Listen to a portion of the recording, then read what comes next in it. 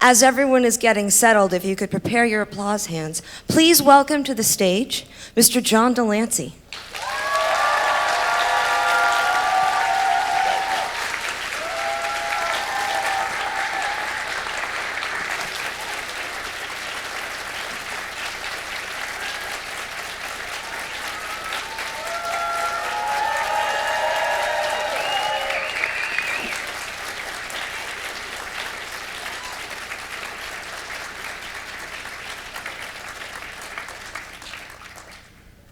Well, it's hard to see you. Maybe I'll get off a little bit now. Why don't you know what? It's going to be all about questions and answers. I see a mic there. I see another mic over here, I think. Is there a mic there? Those of you who want to ask questions, just jump up. And we'll start the questions right away. Let me tell you some of the things in which I've been doing of late. I just finished shooting a show called The Librarians. I don't know if it's shown here.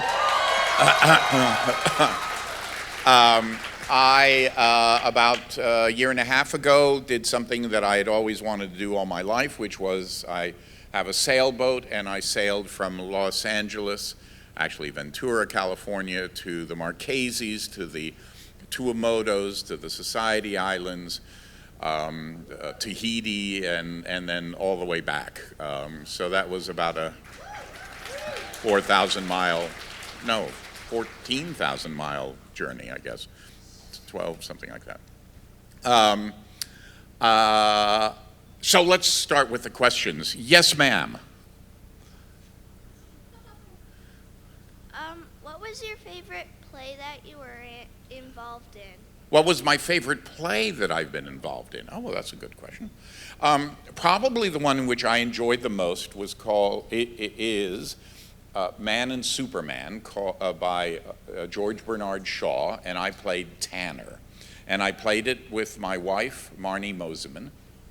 And we did the Don Juan section as well, so it's about almost 4 hours on stage, but it was quite a big deal. I've also, characters that I've enjoyed playing were, I did a play about Lord Byron, and I did another play called Terra Nova, where I played the character of Amundsen, the explorer. So those are some of the things. I just finished a play in the spring, a sort of spring-ish summer, where it was called Mr. Wolf, and I played a very naughty person there. Okay, next. We don't really have a question, but we have a gift for you. We're an art vendor down in the vendor section called Zombit, and we made a print for you. Thank you very much. But right now it's only questions, so you just put it right there. I really appreciate it, but there's just so little time for the questions. So I thank you very, very much. Okay, question. Yes. Hi, this is my favorite question to ask anyone on Star Trek. I'm 28. I grew up with Star Trek. My father's in his 50s. He grew up with Star Trek. Is this moving to asking me how old I am? Is this? You're 29, right? Yeah.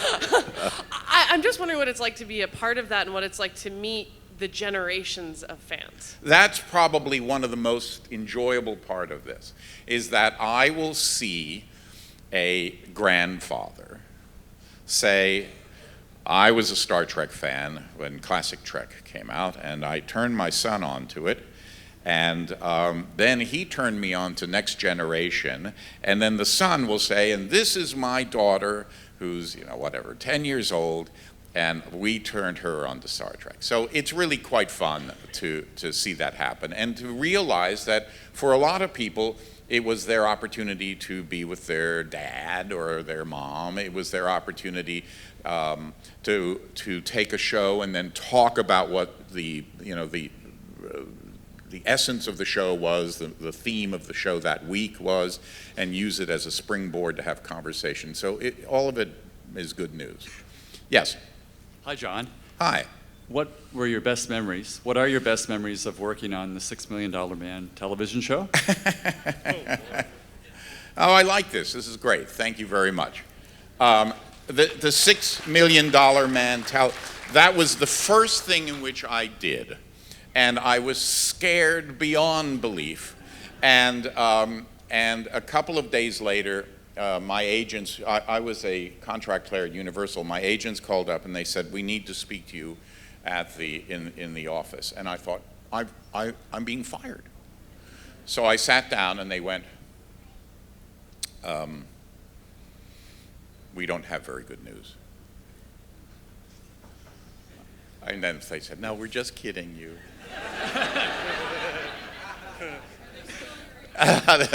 No. Yes. Hi, John. Do you remember me from Friday's Star Trek panel? Of course. Yeah. I thought of another question, but I didn't have the chance to ask it. Glad to have the opportunity to ask it now. Thinking back on that one episode of MacGyver you were in and your time on Stargate SG-1, what was it like working with Richard Dean Anderson? Well, I worked with Rick much more significantly on a show called Legend, which did not get seen very much, but it was a really terrific show. We did 13 episodes. It was written by Michael Piller, who was the executive writer of Star Trek. And so I've enjoyed working with Rick, and while the whatever I did on MacGyver, which I don't really remember, it was superseded by the work in which we did on Legend. Yes? Thank you. Hi there. I know you've been working a lot with the Disruptor Beam guys on the upcoming Star Trek Timelines game. I was wondering if you were able to talk a little bit more about your involvement in that and how you've been able to develop Q and the Continuum. You know, have you been able to provide more input on that side of things? Disruptor Beam got in touch with me. Disruptor Beam is the name of a mobile gaming company, and they also do Game of Thrones. And they asked me to be involved because they're going to be doing a Star Trek game called Star Trek Timelines. I flew to Boston. I was there for 3 or 4 or 5 days, I guess. And I can't tell you how impressed I was. The office is essentially kind of a room about this size. And there are 45 people. A number of them are Canadians. People from all over America, I mean, who've worked on all sorts of other shows and what have you are there. Really a very, very sharp, dedicated group. And this show is, it should be for those of you who are real diehard fans of Star Trek, it should be the best show ever. Something happens, I dare say call it an anomaly. I hate that word. But something happens in the space-time continuum, and you have at your disposal every character from classic Trek to now, and then the gaming opportunity, the gaming platform from there. The person who is doing the writing for all of this, it's a room of 45 engineers and 1 writer, Jessica Slowinski, who's really a terrific writer, and she worked with a firm up here called, oh gosh, somebody help me out, BioWare, right? BioWare, right? So she's the head writer, but we've begun to work closely with each other. And one of the things is that I was on a soap opera many, many years ago, 30 years ago or more. And one of the things in soap operas that you have to do is that you have to create what's called a Bible. And that Bible can extend out a number of months or, hopefully like a year or what have you, where you really do know, you're not plotting each and every time that you sit down to ask the writers to work. So I introduced that, I suggested that to Jessica, and she said, oh, that would be fantastic, but it's really not part of our industry standard. And I said, well, maybe we could kind of talk about it and what have you. So we began to meet over the phone 1 to 2 times a week, sometimes 3 times a week, and spend a couple of hours on the phone plotting out where she would be doing the notations, and we would talk about different ideas and then send that back and forth and what have you. And it's given her an opportunity and me an opportunity to work on something at sort of a level which I think is really respectful to the Star Trek fans. And that is that Star Trek are really teleplays. And they were mostly about didactic, moral situations. And while the movies are moving more into sort of the shoot 'em up stage and what have you, it seems to us that the person who is such a fan that they're actually willing to work on a laptop and what have you are going to be interested at some of those really heady, complicated, difficult issues. So along with it being sort of really fun and ending every month with a really big reveal that sends you into the next month and then the next month and then the next month, we are also making sure that these disputes and some of the things in which are going on in the show are in the storytelling really relate to Star Trek in a particularly meaningful way. So I'm the game I think is coming out in middle of December sometime, December 12 or something like that. So I hope you take a look. Okay, next. Thank you. Yeah. Hi, John. You obviously have a lot of respect for your fan base, but I'm wondering why you really seem to come off as somebody who has a lot of responsibility for your fans and the access to us, like some of the lectures you have up on YouTube and even the Bronies documentary. So I'm wondering why you seem to have such a responsibility for defending the people that love your work. Why do I have a responsibility for defending the people? You seem to have more of a responsibility for really defending your fan base. Like the Bronies documentary was just absolutely unique in what you were trying to do. Well, the Bronies documentary, when listen, I went through the exact same thing that most people went through, except I went through it in a very short sort of way. This is about Bronies. How many of you know what Bronies are? Most of you. Okay. And when the deal was that why are 20-year-old guys watching cartoons intended for 10-year-old girls? We probably, most of us all kind of went in a particular direction with that answer. And I thought, wait a minute, don't want to go quite there. And then I met a couple of Bronies, and because of the Star Trek fan base, and because of I had a close relationship with Leonard Nimoy, because he and I had a company together called Alien Voices. And we got to speak quite a bit. I got to speak with him quite a bit about that early fan base, which was Star Trek, and why it was. No, I'm trying to get away from the lights. Thank you. No. They're just, I can't see you is the problem. Is there any way that you just can, there we go. Thank you.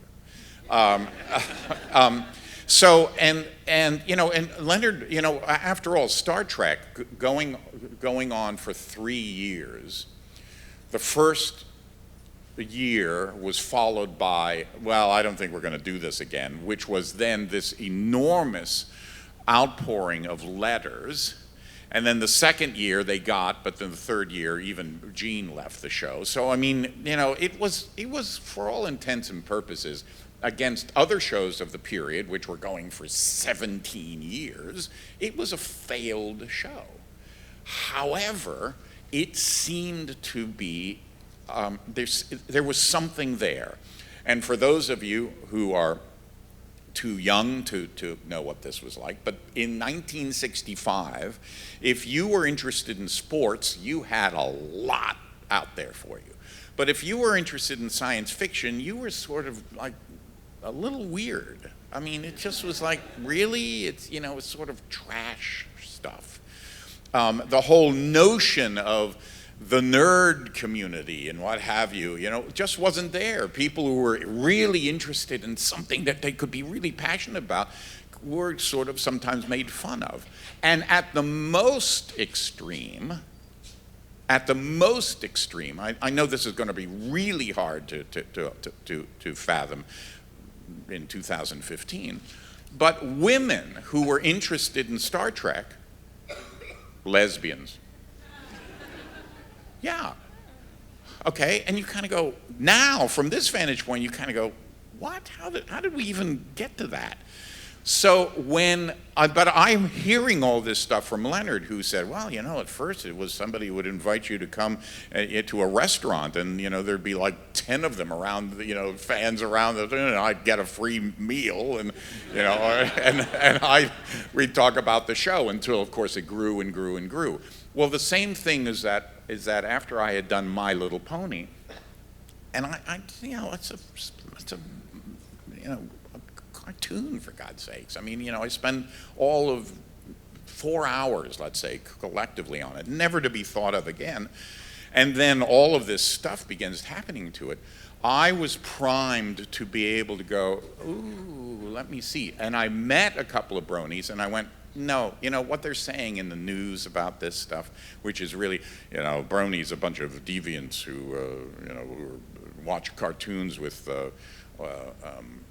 food, they have food stamps and disability so that they can stay home and watch cartoons. I went, this is wrong. This is just not right. They don't understanding something. Also, it's just wrong to say that because it's not true. But I saw it as just the beginning, and that's when I thought, these people need cover. They need cover. They need some help to become who they are.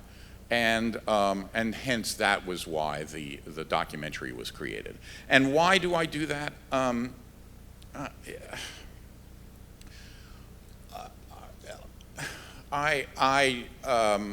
Because it's fair.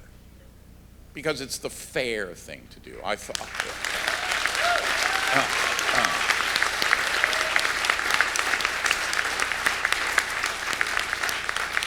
And I live in two different worlds. I live sort of in the actor or in the theater artsy fartsy world, and then I live in a big commercial world. And it seems to me that some of the things that we can take from a play, which is talking about really interesting stuff, can also be applied to all of these things. And just because it's brightly colored ponies hopping around a landscape, they're still talking, as I said yesterday at the My Little Pony thing, they're still talking about things that are really important to us. It's not just 8-year-old girls who have a problem with jealousy and a new friend coming into a relationship. As I said yesterday, I know 80-year-old men who have problems with that. So to be involved with a show that talks about those type of issues, as well as being entertaining, as well as being something that many hundreds, if not millions of people watch, is important to me, and that's why I take it seriously. Okay, next. Hello. So you have obviously been acting for a long time in some capacity or another, and I cannot imagine. I cannot imagine what that must be like. I figure it must carry some serious level of strain to it. So has there ever been a point where you've just been so fed up, or you've burnt out, or you've wanted to walk away, and how do you deal with that? Like, how do you come back to that life? I mean, it seems like such an integral part of who you are. Well, I'm going to take the long story road here. I became an actor, frankly, as in any port in a storm situation. I was a kid who didn't know how to read. And people didn't know at the time what the problem was, and they simply just called those of us who didn't know how to read slow or stupid or retarded. And it was it was in the 6th grade. I had already flunked a grade, and I had been asked to leave one school at least, if not another school, I think. That I was told that I had a thing called, okay, enough, thanks. I had dyslexia. I didn't know what that meant. It just sounded better than being called stupid. When I was 14 in this new school, the teachers said, and he was a wonderful teacher, and he would do these big projects. I mean, it was a tiny school, 19 of us in the graduating class, so you can imagine. But he would come in and he'd say, we're going to do Handel's Messiah. This is just before Christmas, and we're going to do all of it. You're like, okay, and we're going to do The Marriage of Figaro, and we're going to do Henry V. And it was in the springtime, and I was to do Henry V. I ended up doing Henry V. I could hardly read it. I didn't know how to quite memorize it. Obviously, I went out there with a great deal of fear. But there was a man who was the head of the Pelican Shakespeare's, which was the school publication for all of the Shakespeares in America. And he had come there to see his granddaughter, and he took my father aside, and he said, if your son has an interest, you should encourage him, because he definitely has a flair for this. And so I grabbed hold of that like a life preserver. It was the first time I had ever heard any positive response to anything I had done within the environment of school. I'm now, that was 14, I'm now 67. And I am mostly in the commercial world of acting, where it's become very difficult. So your question is that how do you put up with the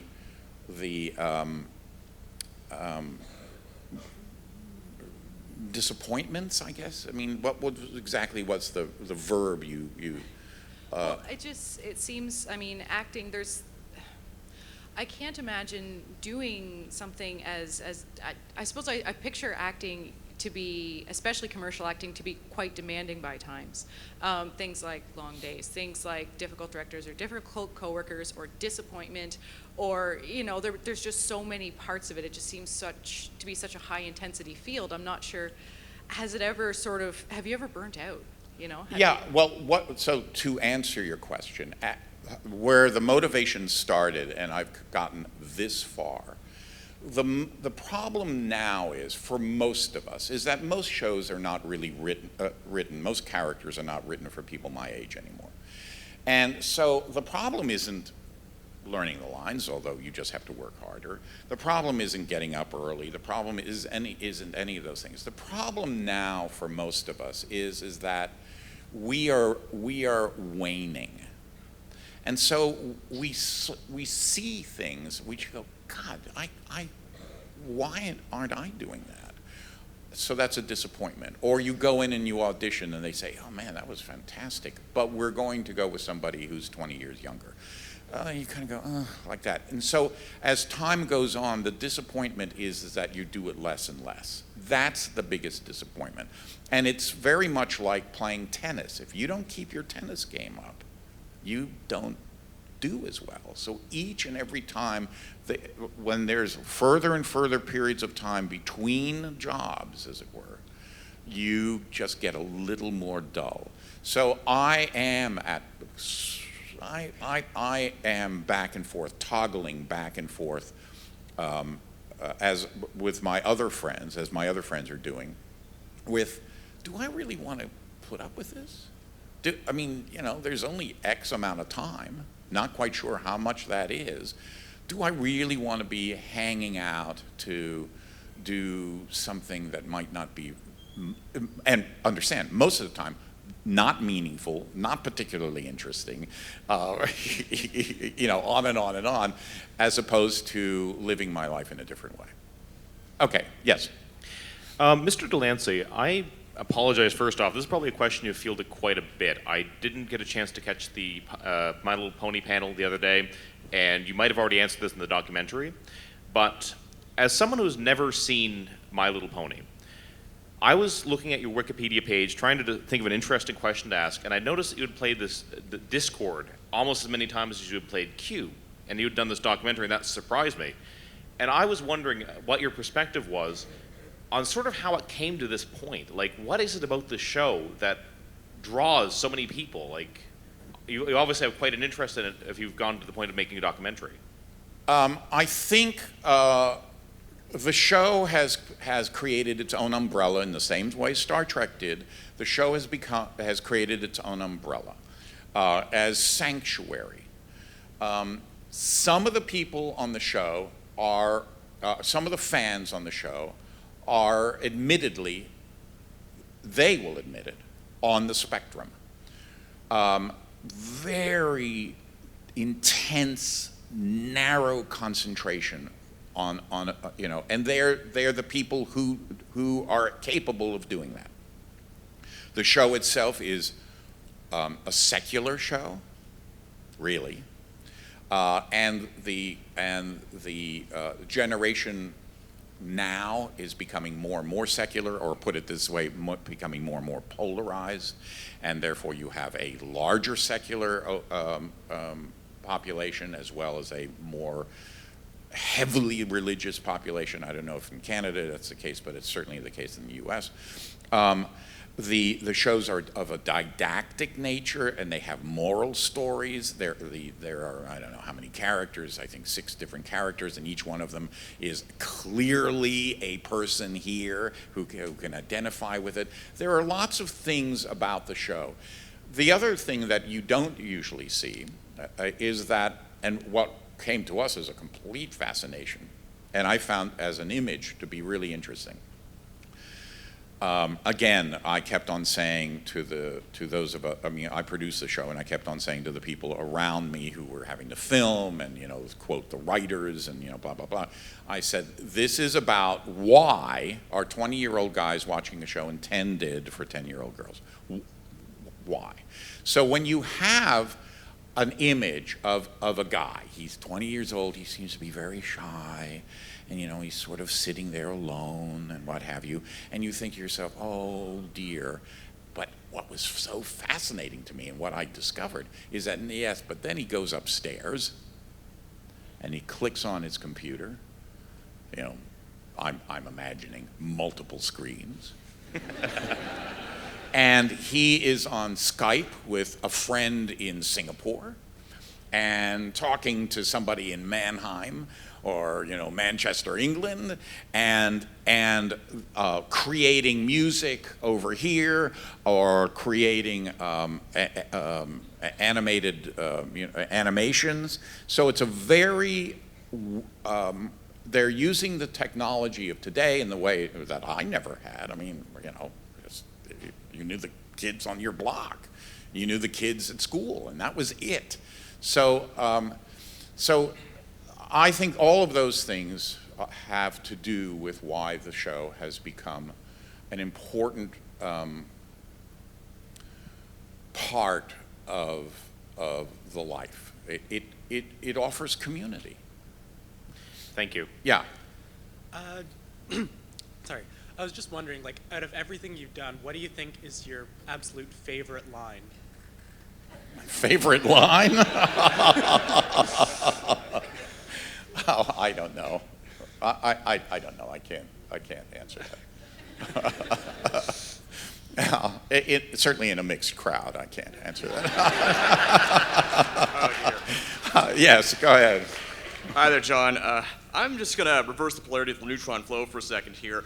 You had a role on Torchwood a few years back during the special Miracle Day. I'm just wondering, you know, if Russell T Davies or, say, Steve Moffat called you up again today, would you do another Doctor Who-related project again? Yeah, I had a great time working with that group. It was fun. You know, I went on not really knowing what was the. You just never know. When you go onto a show, sometimes it's really sort of like doing, you know, road work, And then, in other shows, you kind of get a sense that, wow, everybody's sort of up, and this is just, let's have a good time. And that was one of those shows. So I would do it in a flash. Okay, next. I'm just curious, with your work with Star Trek, do you have a favorite scene that you really, really enjoyed working on? There are a number of them that come to mind. It's like, I always hesitate about telling these stories because I realize they've become almost like bedtime stories. They've been told probably way too many times. In the last episode, but I'll tell it anyway.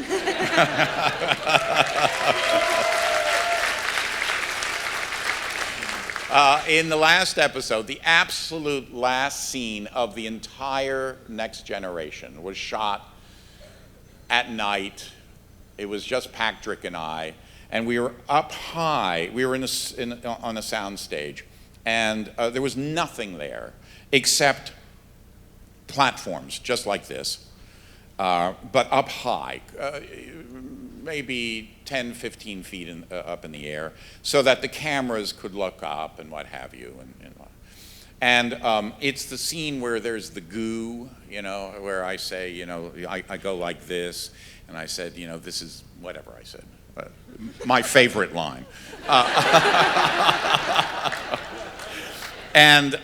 But it's late. It's late at night, and part of the character that I'm playing, and also just my sense of how things should go when you're acting, is that you have to have a little twinkle in the eye, and that little twinkle in the eye is what you guys like, and it also keeps you sort of fresh, and you're not just, acting is acting, it's not reciting. So in any case, so. We're shooting this a couple of times. We're shooting it, and I'm thinking, I need something that kind of makes this naughty again. And there's a guy, now if you reverse this, there's a guy who's up on a ladder with a bucket, and he's holding the bucket in the air like this, so that when I reach down, I can get into the goo and say, and it's a cross shot like this. So to get that twinkle in the eye, I've got the hand, the goo, but I moved it just enough so that the man who's holding it is doing like.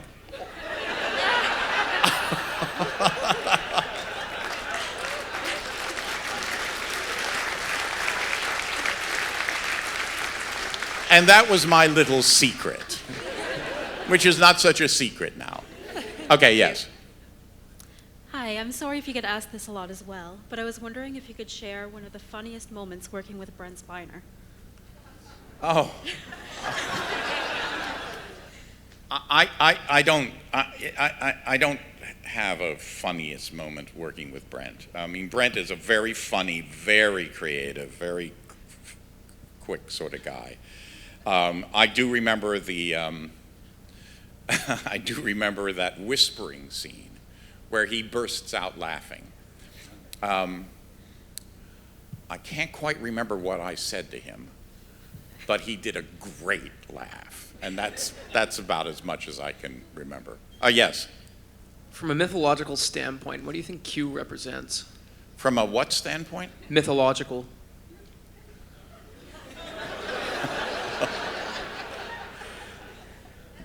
God?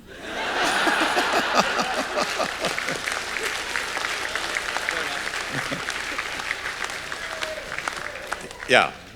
Hi there. You mentioned earlier that you finally went on a big sailing trip you wanted to go on. I was wondering if you've been sailing before, if it's a lifelong hobby, or anywhere you'd like to go.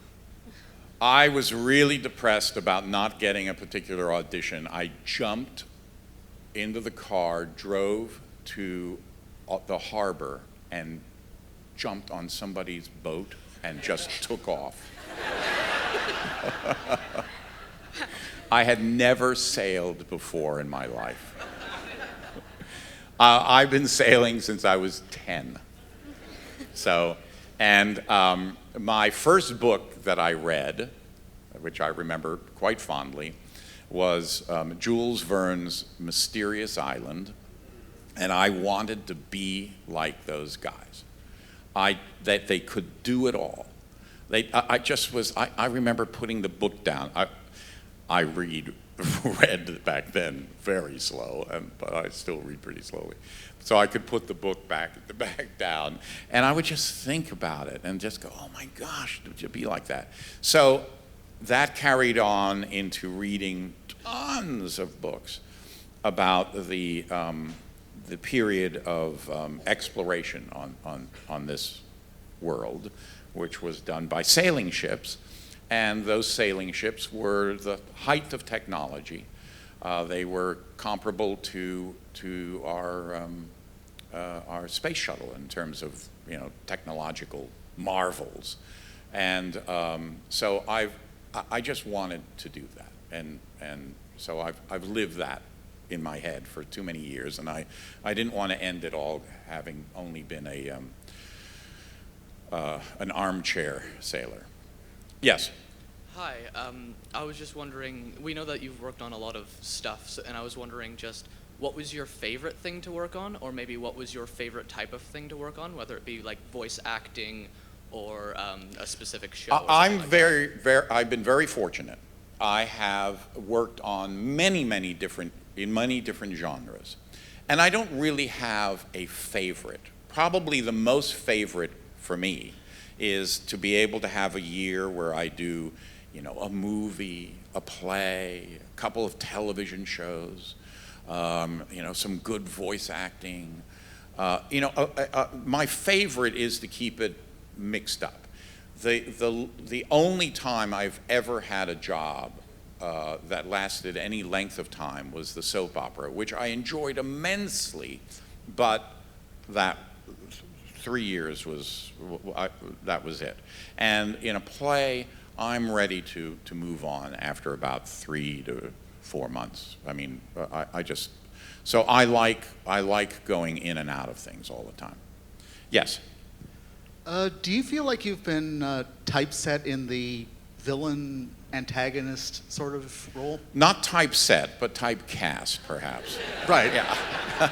I misspoke. Sorry.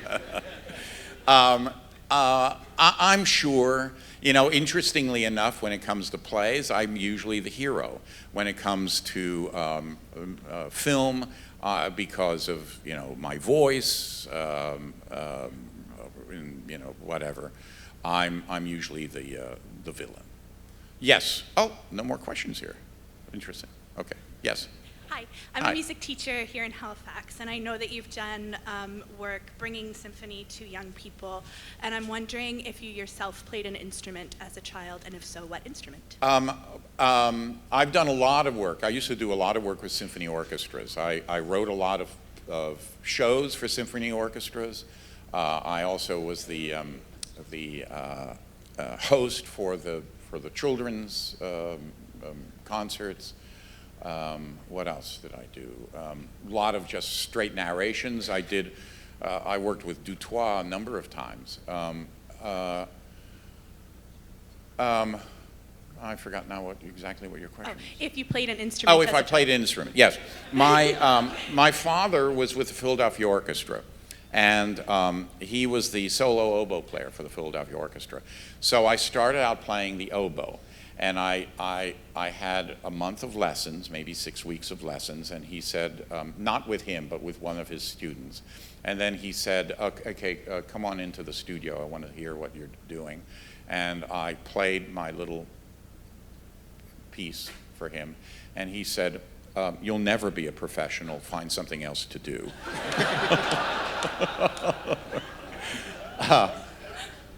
So that was sort of it, which was just fine. I enjoy classical music a great deal, and I know something about it, but I have assiduously maintained my position as an enlightened audience member and not gone into being a dilettante or even an expert, more higher level. I guess I've stayed at the dilettante level. Yeah. Thank you. Yes. Yeah, I had a quick question about Q. I didn't feel Q really got developed as the character until Q Who.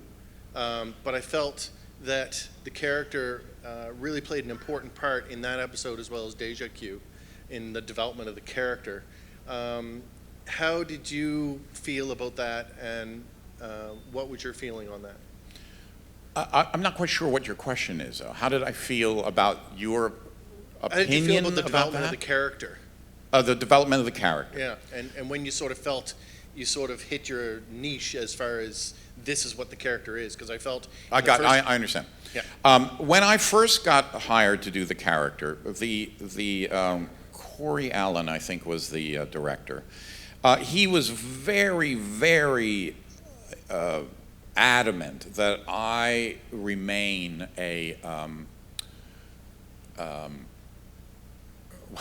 what I thought of as being a little two-dimensional, just, an evil force.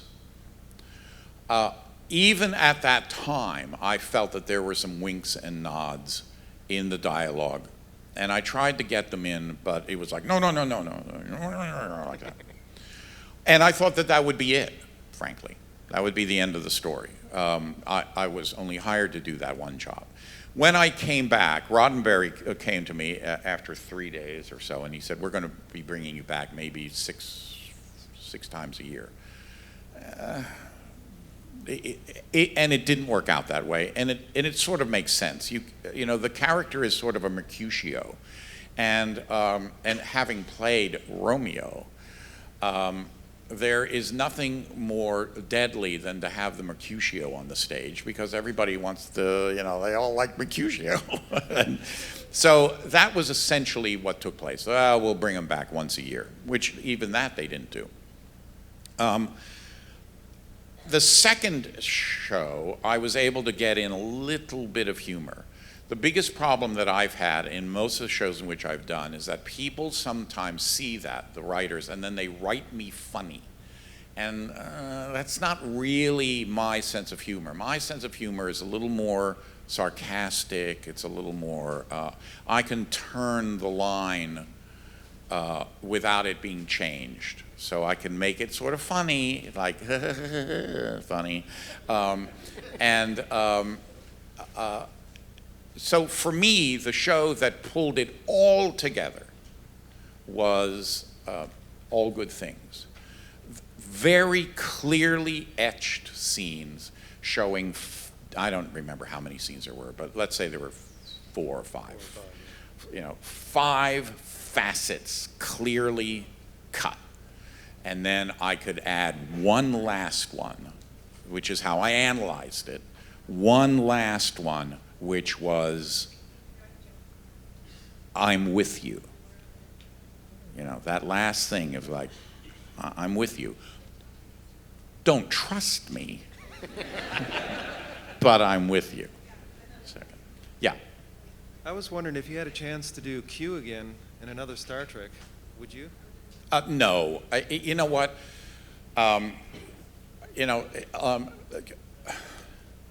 It would be Q,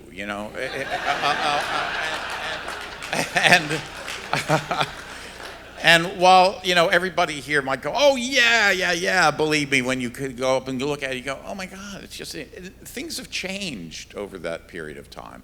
I'm a different person, and I think it's one of the biggest problems is certainly in the arts, and I think in regular life, is that you really can never go back. In regular life, how many of you have gone back to see an old boyfriend or girlfriend? More often than not, it's a huge disappointment. So you just don't go there. I can do it vocally, but I think that the days of on camera are done. Is this it? Is that the end of the questions? Thank you. Okay. All right. Well, thanks a lot.